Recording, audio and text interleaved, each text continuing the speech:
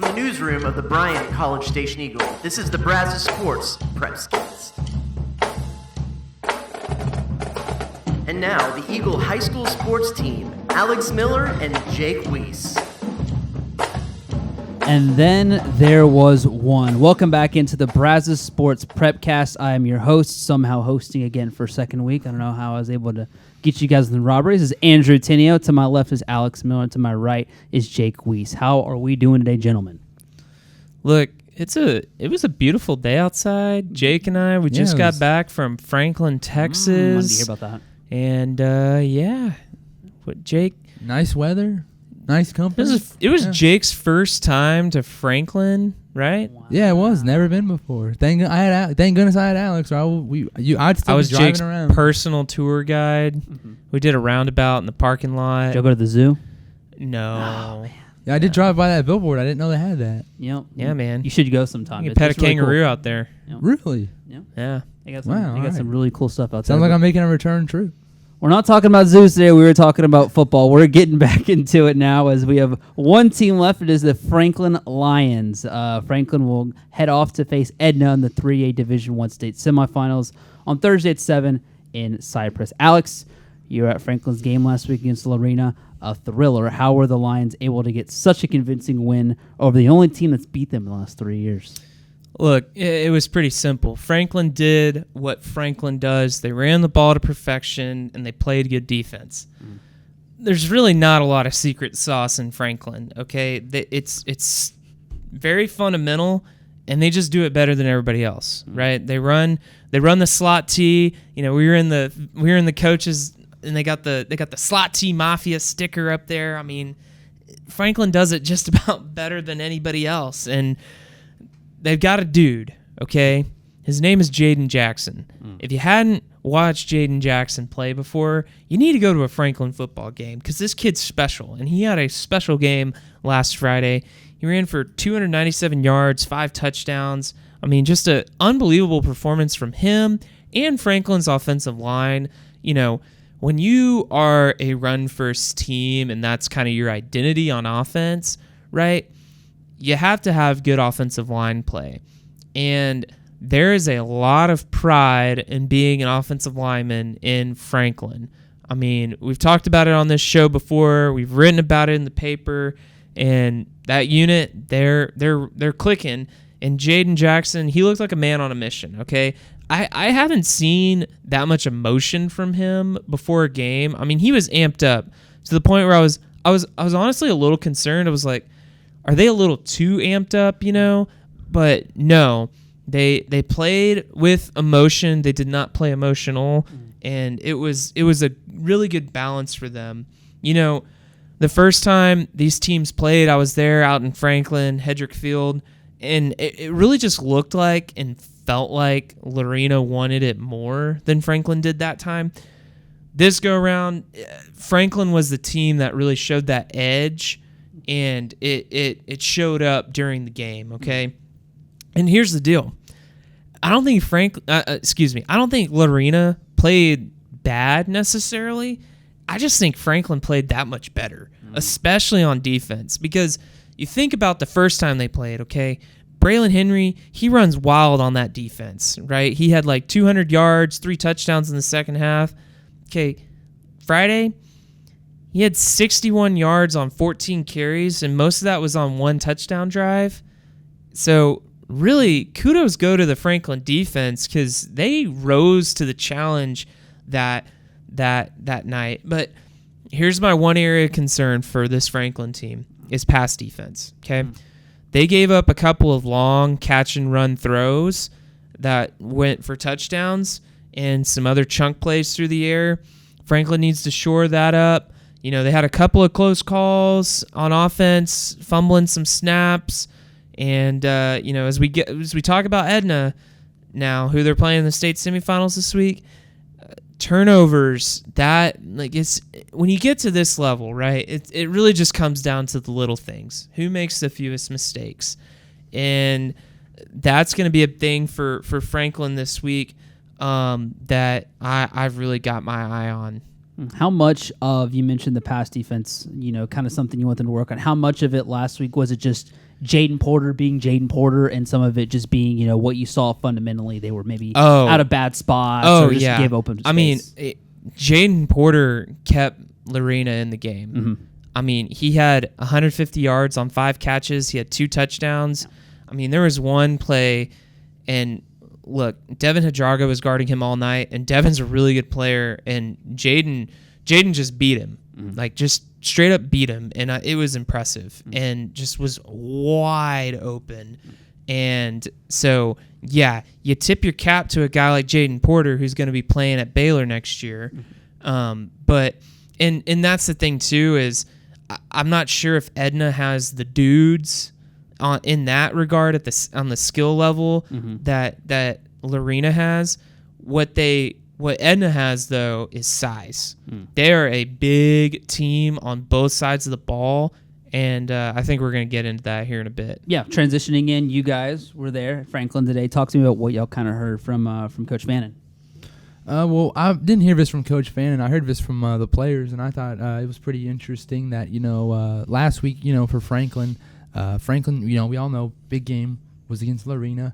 And I thought it was interesting, and Alex, you're the one who asked this question, so credit to Alex with this. But they kind of said, hey, for us, we're that same way for Edna. We're kind of that boogeyman that Lorena was for us. We're their big game, and I don't know. I just thought that was kind of interesting. That now, last week Franklin was kind of, I don't want to say it's kind of hard to say they're the underdog, but they had that chip on their shoulder, and now this week kind of the roles are reversed a little bit. Edna's coming in with that chip on their shoulder because Franklin ended their season last year. Mm-hmm.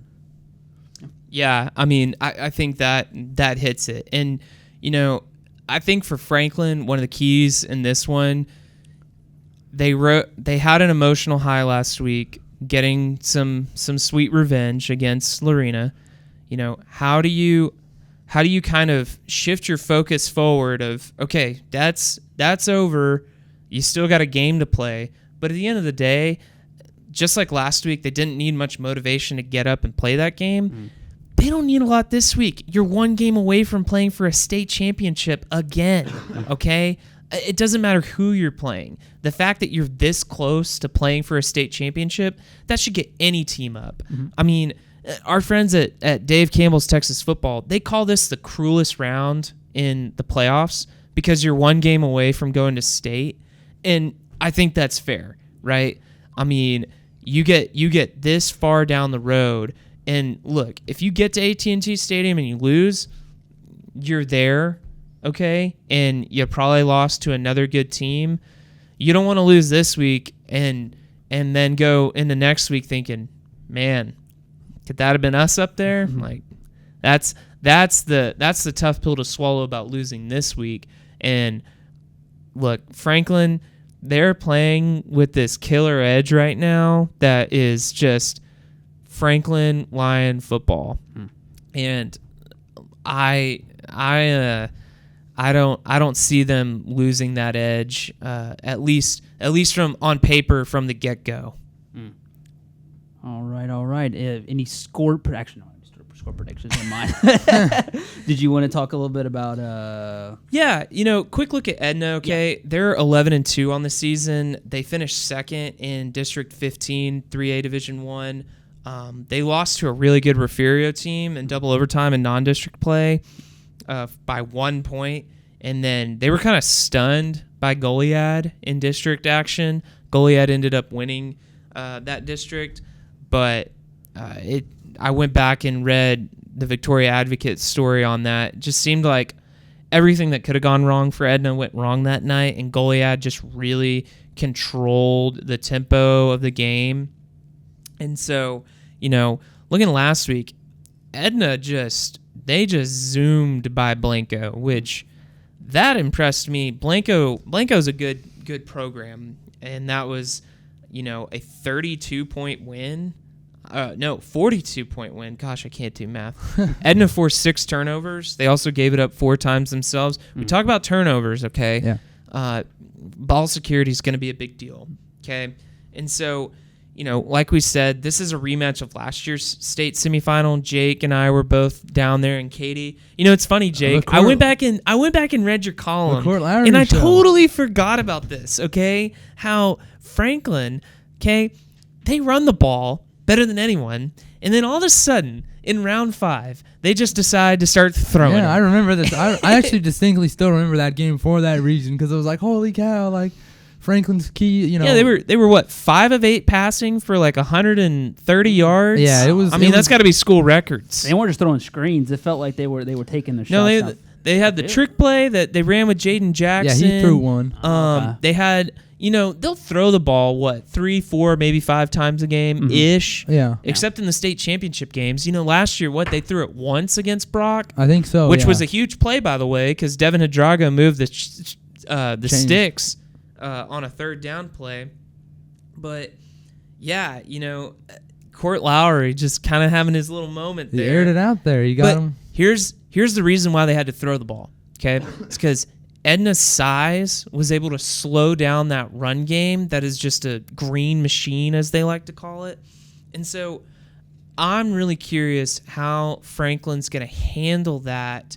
Again, they know what kind of size that Edna has up front, and Franklin's offense is rolling right now. Here's the thing, too, though. Lorena, they got some dudes up front, so it's not like they haven't seen big guys before, but the fact still remains you have to go and get after it. So can Franklin maybe find some new wrinkles to get through on that Edna defense? And you've been around the Franklin lore all year, but I don't think you've actually been out there to cover a game, at least for this season. Talk to me about what you're kind of expecting or some things that you're looking for heading into Thursday's game. Ooh, all right. Well, like Alex said, if you haven't seen Jaden Jackson in person, you got to watch him. So that's going to be one I'm interested to see because I remember Jaden last year, the year before as a sophomore, but he also had guys in front of him too. Bryson Washington, for example, who's a senior now at Baylor.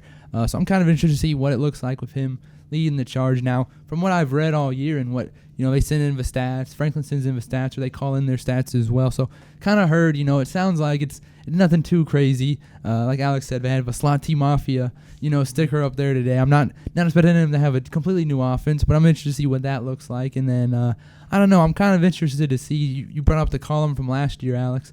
There's a part of me that's kind of curious, like, is Franklin going to maybe go into their bag of tricks again? Maybe we're going to see some passes. I mean, I'm kind of curious to see what, like you said, what new wrinkle they bring. I'm kind of curious to see what it looks like against Edna again. Yeah, it was kind of a slow start for them last year in that first quarter. They were down 7-0, and then that second quarter, there was just kind of a sequence of events that, Edna just gave Franklin opportunity after opportunity after opportunity to just pull out in front. And credit to Franklin, they took advantage of every single miscue and opportunity that they were given. And I mean, that's what good football teams do, right? They find a way to win. They find a way to win, and you capitalize in the moments that you're given. And so that's what Franklin's got to do again, is play opportunistic football. And the way that they've been playing, you feel pretty good about Franklin's chances of actually getting it done. All right. Anything else you two like to add about Franklin this year? Just the excitement of this game, this big rematch. Anything else you'd like to add? Yeah, it's always fun to, give a smaller school a bigger spotlight. We have really good football here in town, both at the public and private school level. I mean, we got to talk about St. Joseph a lot this season when they made their run to the state semifinal. We're going to wrap up A&M Consolidated season here in a minute and kind of look at the year they've had. Obviously, College Station have been to the state championship game the last 2 years. And, even though Bryan and Rudder maybe didn't have the seasons they would have hoped, they still have some really fun players to cover. And so, and games. I mean, this year. Yeah, like, you and think game. back to the Temple game for Bryan. There were some crazy games Rutter's between win those two against schools. Lamar Consolidated. Finally got that district win. Mm-hmm. And so, there's so much that we can tackle here in town. I think sometimes it kind of limits us getting out into the valley. And so, Franklin has been the cream of the crop program here in the Brazos Valley for, probably 3 years running now. And so it's always fun to go out there and talk with them. They're very welcoming. They're great to talk with. and they got a lot of good football players that we get to write about. All right, anything else from you? No, Alex covered it all. All right, well, we got a good one on tap this upcoming Thursday. Here's what Franklin's Braden Smith had to say about this game as well as his road to recovery from a season-ending knee injury last year. Let's take a look.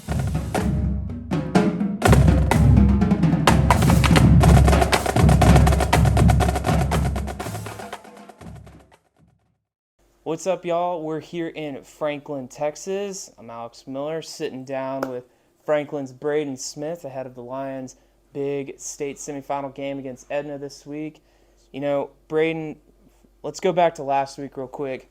What was it about this team that you guys were able to come back and beat Lorena the second time? We came in, and that's the most fired up I've ever seen a Franklin team since I've been in high school, which has been, this is my 4th year now. And, we were locked in at practice all week. It was personal. They beat us, knocked our winning streak off, and we knew we had to come out and just do all the right things to move on and get another week of football. Well, you know, here you guys are in the 5th round again. Edna is a team that you guys played in this round last year. You talk about last week being personal. It might be a little personal for them trying to get some vengeance. What's kind of y'all's mindset going into this game this week? Yes, sir. Fannon's been stressing to us all week how us to Edna we're Edna's Lorena. We beat them last year, knocked away their state championship hopes, and they're going to come in fired up on top of the world, thinking they can beat us. And we're just going to have to shut that down from the first snap to the last. We'll have to come out. I think if we can get up on them and knock their spirits out of them and just kind of do our thing. You know, last year they got ahead of you guys before y'all went on a run in the second quarter. What do you just remember about that game and maybe some of the things they bring back to this year's team that y'all might be looking for on Friday? Edna, they're very big guys. I think last year their O-line averaged almost 300 pounds. This year I think they're averaging about 260, which is still a lot bigger than us. But, I think last year they kind of had them big guys just stopping our run. And they're linebackers fly the ball, as everyone knows that about Edna. And I think a big thing is if we can get a body on a body and let our backs work in space, I'll take our backs against a safety any day of the week. You know, last year they did a good job really trying to limit you guys in the run game. That's y'all's bread and butter, of course. You know, what do you see as the key as an offensive line to really block against this team? And you know, can you kind of share a little bit about the way you guys are really running on offense right now? Because it seems like things are clicking. Oh, yeah. Since the Rockdale week, our offense we've been amazing on offense. I think we're averaging almost 50 points a game in the playoffs, 50, 52 points, something like that. And I think we just need to keep it going. It's just we have a very veteran-heavy group on the offensive line. In the backfield, our quarterback is a senior. It's all starting to click at the right time. I think we're peaking at the right time. How good's Jaden? That's a bad dude. That is a bad dude. They're from 1A through 6A. You don't see many guys like that. And to have him on a 3A high school football field is something special. Yeah. You know, want to ask you a little bit about your journey. Obviously, last year you weren't able to play in this game because of your knee injury. Yes, sir. You know, can you share just a little bit about what last year was like and kind of that recovery process? It was devastating. I went down 4th game of the year with ACL and both of my meniscus, which I was out 9-10 months. And it just, I love it for our team that we won the state championship, but it hurt having to sit on the sideline and watch them go to war every week when I know there was nothing I could do to help win. Yeah. You know, what is this season meant to you, being able to be healthy and be one of the key contributors on offense? Oh, it's been big. It's my last year to ever wear the green and white, and I take that. That's to put that Franklin jersey on. It's very special. It's a privilege, and I just want to go out the right way. Yeah, we see you got your Tarleton shirt on. Yes, sir. You know, what's it going to mean to get to play at the next level, too? Oh, I'm fired up about it. My quarterback's going to Tarleton to play baseball. I'll be there playing football, so, should be real fun, and hopefully we can win a lot of football games. Yeah. Well, Braden, before we let you go, what's it going to take for you guys to beat Edna this week? It's just going to take a full team effort. We're going to have to come out just like we did last week, fired up, ready to go. We cannot come out the gate slow. We can't do that like we did last year. They had some key mistakes last year that really let us just take a hold of the game and end it. And this year, I think we just need to come out, be the best team and leave no doubt. Just leave no doubt we're the best football team on the field. Well, you guys have early release today. You said you might go hunting. So, what's your favorite thing to go hunting for? I'm a big deer hunter. Deer and ducks. Okay. That's my thing. Yes, sir. All right. Well, hey, that's Braden Smith. He's standout offensive player for the Franklin Lions. We'll be back in a minute on the Brad Sports Prepscast.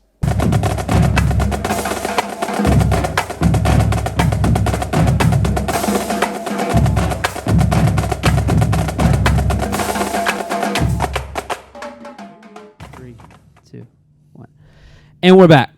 Well, the reason why we are back, we're down to one team, is because A&M Consolidated was unable to hold on to a win over Smithson Valley. Had a lead for a while, but unable to finish the deal last week in the 5A Division I Region 3 final. Jake, you were out in Cedar Park. Talk to me a little bit about the game and what hurt the Tigers in that loss. Yeah, a big shift of momentum. There was one that really stood out to me. They go up 17-0, and then Smithson Valley roars back right before the end of that first half. Basically, the last 3 minutes of the second quarter, we're all Smithson Valley. They score, they get on the board. You're thinking, okay, just 17-7.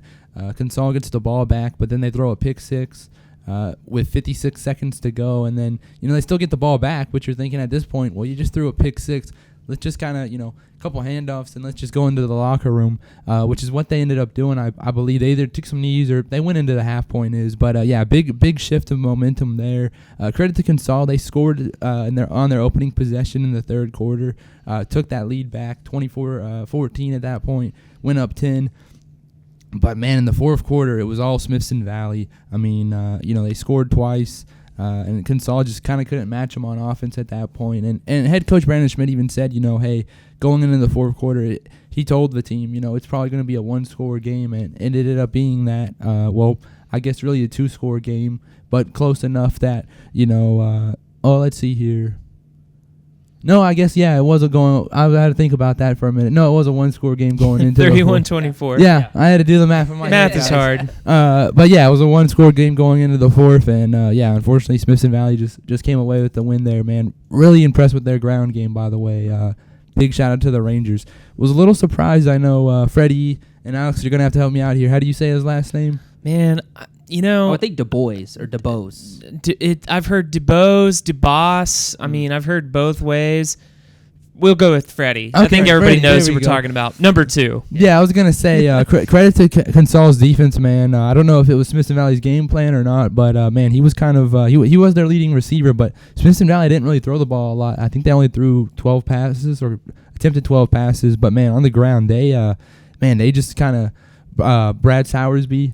Just man, he was a man amongst boys. It felt like at times. He's man. a big kid. Yeah, he's just plowing over people, and he was a big factor for them. I believe he had over 200 yards rushing and 2 touchdowns. So he was a big factor in the win for them. I know I talked to Coach Schmidt before the game. I think it was last Wednesday or Thursday, one of the two, and he mentioned how getting off to a good start was a priority. That's exactly what they did, but it was the fourth quarter that ended up kind of biting them in the end. And when talking to Larry Hill, coach at Smithson Valley, he talked to you, I guess, when you interviewed him, about, they couldn't afford giving up 50 points because they're kind of in an unfamiliar situation. In the beginning of that game, it kind of looked like that. What did you see from them that was able to counter what Consol was doing, or kind of just the fourth quarter, Smithson Valley kind of taking over? Yeah, like I said, they didn't panic at all. I mean, they stuck to their game plan. They didn't try to be flashy. They didn't start just drawing 50-yard deep bombs, Hail Marys. They just stuck with what they do. They pounded the rock, just kind of slow, churning it out. And they just kind of wore down Consol, I felt like, as the game went on. And, credit to the Tigers, the defense. We talked about them all year long. They did the best job they could, but I think towards the end maybe they just got a little bit tired, and Smithson Valley was just able to pound the rock and keep it going. Well, I know back in September we weren't sure if Consol was capable of making a run this deep into the fourth round, but now that we're here, it's still been a quite successful year for the Tigers. For you two, what's kind of stood out about looking at Consol and looking at the development they've had over the course of the year? Look, I'm just so impressed that they made it happen. I mean, let's be honest. When they lost to Georgetown, I think we were all kind of concerned about where's this Consol team going to go? I mean, they were going to play Cedar Park, and Cedar Park ended up being a third-round team. I think we were all kind of like, I don't know. And if they lose to Cedar Park and they start 0-2, like that's tough. And the quarterback situation kind of resolved itself. Tip of the cap to Will Hargett and Tyler Poling. I mean, Tyler got thrown into a tough situation, right? He came in the first time against Georgetown when they're down and like literally everything is going wrong, right? And then Will, he's been the guy and he gets benched. I mean, when you're 16, 17 years old, I mean, it's probably pretty easy for you to just, kind of lay over and quit. And he did the exact opposite. And those two made themselves better and they made their team better because of the way that they responded to that adversity. And a heck of a job of coaching those guys through that all and, making them kind of go through those growing pains so that when push came to shove and it came time to be in the postseason, they were playing their best football. I mean, the way that they beat Fulshire was just absolutely impressive, right? The way that defense shut down that offense in particular was very, very impressive. And, I think with the way that Will was playing, the confidence, the swagger, just the pure fun that it sounded like he was playing with, it was kind of a shame that he got hurt and had to leave the game last week and wasn't able to, maybe lead his team to the game-winning touchdown drive or lead them to victory. Because, look, Smithson Valley's playing Brownsville Veterans Memorial, which, by the way, is an incredible story around the state. A Rio Grande Valley team making it this far into the playoffs. Not only Rio Grande Valley team, a Brownsville team making it this far deep. But Smithson Valley should beat them pretty big. And if it was Consol playing them, I would say the exact same thing. Consol was very, very close to likely playing in a state championship game for the first time in, almost 30 years. So, that I think is what stings the most for them. But look, what Coach Schmidt did with this team was absolutely impressive. I mean, I'm going to go on the record right now and say he's probably my vote for Brazos Valley Coach of the Year. And we'll decide that here later. There's also some other worthy candidates that should be discussed. But look, what he did with this team, especially after the way they started through the month of September, was really remarkable. And it's kind of a testament to maybe what the foundation is being laid there to what we might see to come for the Tigers. And hey, by the way, Will Hargett's coming back next year. I'm sure he's going to have a chip on his shoulder wanting to go out and do some more big things. I know you were a part of this run, had a couple of games of coverage of yours. Talk to me about what you kind of just seen from them throughout the year. Man, well, Alex kind of took, I don't want to say Alex took my answer, but he kind of took my answer a little bit. But no, I agree with what Alex said completely. The resilience is what I'm going to remember probably the most from this team. And not just here in the playoffs, making the fourth round for the first time since 2013. That's a heck of a deal. But, I covered their season opener against Huntsville on the road, and that was kind of a squeaker. They squeaked by,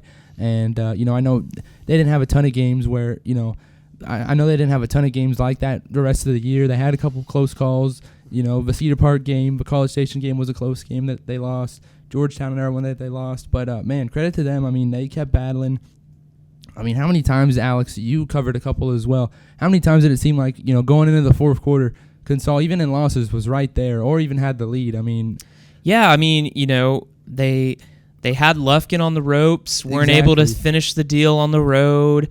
I think that was kind of a game that got away from them. They kind of really hurt themselves with penalties and unsportsmanlike calls that resulted in negative things for them as a team.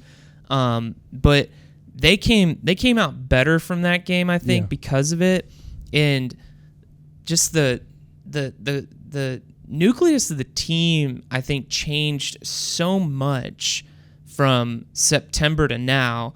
I mean, they're kind of like Alabama in a way, okay? Like, everybody left Alabama for dead when they lost to Texas in week 2, right? Yeah. I mean, Jalen Milroe wasn't in. He got benched, the next week against South Florida. And they only put up 17 points. It was a total slobber knocker of a game over there. They played South Florida on the road. What are they thinking? Kind of reminiscent to Consol's game against Cedar Park. Yeah. Kind of. Not to mention both teams are green. I don't know. Not exact comparisons, but I think what you saw was a quarterback take giant leap forward and a team rallying together, backed by a star defensive player, Trace Meadows, who, by the way, had a phenomenal season after moving to linebacker. So, yeah, I mean, it's one where Consol shouldn't hang their head, but it's one where they're probably going to be like, man, if we could have just finished that game. Yeah. If we could have just finished that game.